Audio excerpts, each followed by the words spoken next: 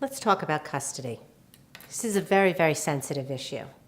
We need to talk about the question people ask about having sole custody of their children and who will have the actual physical custody of their children. Let's talk about sole custody for a minute. When people ask about sole custody, what they don't realize is what you're really asking is, can I get rid of my spouse as a parent? You can't. There are only a special set of circumstances under which a parent will lose their right to their children. That's really what sole custody is. And that would be an extreme set of circumstances. What you're really asking is, where will my children live? And who will have the right to visit with them, known as visitation, what we also call access. So who decides who has physical custody of my children?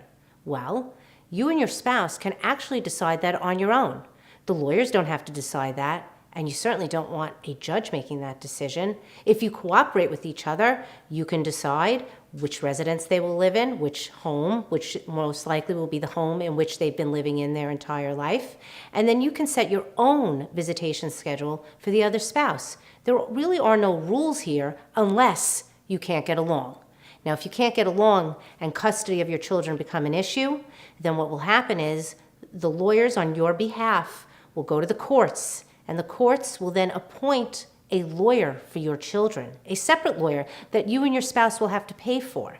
They will also then appoint a therapist, a neutral therapist, who will evaluate your entire family and then write a report to the court. And then the judge will decide who actually gets physical custody of the children and who has visitation.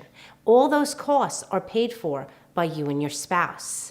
It's not something that you want someone else to decide because they are your children, and you should be able to make those decisions together. What you will have is what we call joint legal custody over your children. That means children reside in one home, and the other parent has the right to visit with them. Sometimes there is shared custody where the children will live in both homes. It's a very modern thing. It's done a lot, and that means the parents live close to each other. They share the same school district, and the children will live half the time in one home and half in the other.